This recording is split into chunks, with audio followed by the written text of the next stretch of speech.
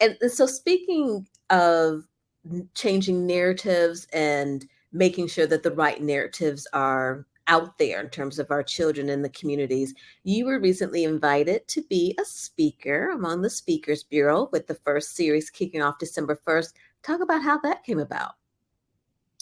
Yes, so I was a panelist with the U.S. State Department on December 1st, and it was their first panel since the pandemic, highlighting culture. And it was the first time actually where they've highlighted Indigenous culture Nice. with embassies, global embassies. And I couldn't believe that they'd never done that before. And what they do is they create this program where they're sharing culture. They go on State Department trips.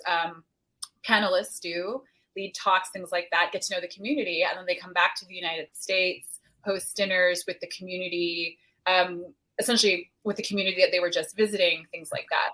But the United States has never showcased Indigenous food, Indigenous people. And so I received 2 phone calls that showed up on my phone as U.S. State Department. I'm going to be honest with you, I did not answer them. I was like, U.S. State, there is no reason why anyone should be contacting me. Exactly. Not that I was warrants, nothing I was afraid, but I was just like, I'm not answering this. And is this spam? Is like, what is this? And then I ended up receiving an email, and it was a program officer stating we love what you're doing with Dipping Spoon, what you've created, you've done the work. And the gentleman, his name's Simon Van Steen, is a program officer with the U.S. State Department. There was an article that was written over a year ago with Indian Country Today, and they were doing a countdown and highlighting Indigenous people in the state of Alaska, leaders that were doing like great work in their community. And Indian Country Today had reached out to me to highlight my work in Dipping Spoon. And it was the 50th anniversary of ANCSA, which is the Alaska Native Claims Settlement Act. And so they interviewed me. I thought it was, just an interview. And I ended up it was a countdown from 50 to number 1. And I ended up being number 1. And I had no idea. And I was incredibly honored. And Simon, the program officer, Simon Van Steen, he read that article from Indian Country Today. Okay. And that's when he contacted me. And he basically was stating, everything you talked about education. You talked about, why we need to harness the next generation, why we need representation, not only in food, but in all these different avenues. And also we need to talk about, well, why hasn't there been representation? Why are you asking me now?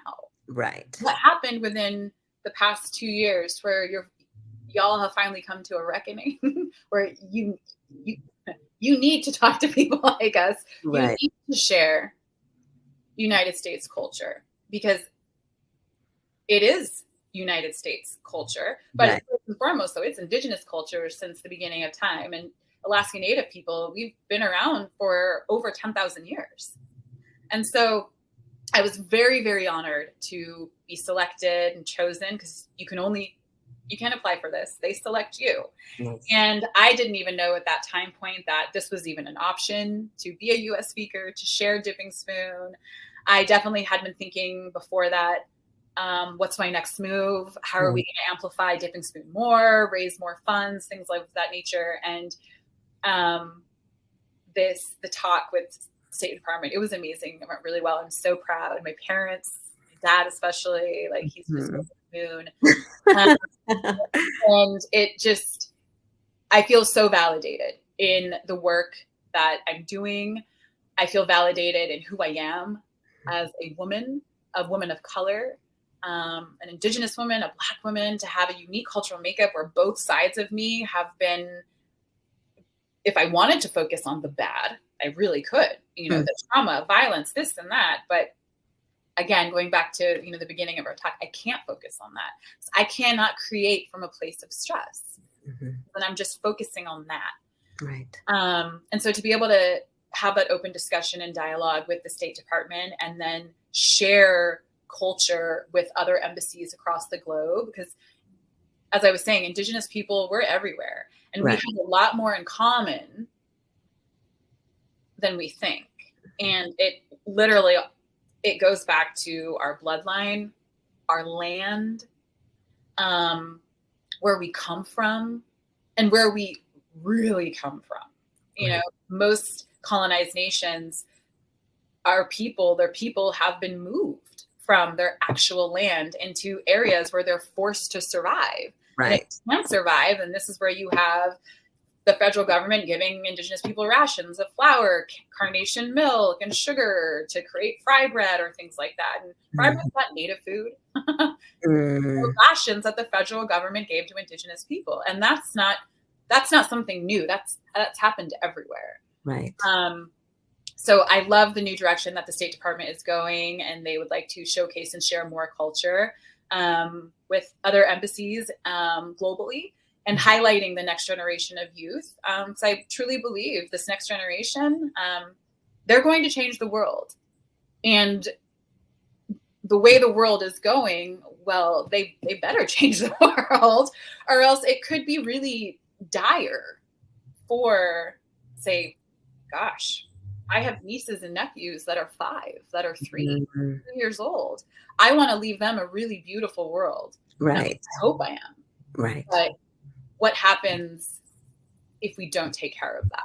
You know, we're not stewarding. And so I love that the State Department they're really focusing on that. And I believe so far in the new step that they are taking. And I'm a woman that very much is one of my mottos in life is show me, don't tell me.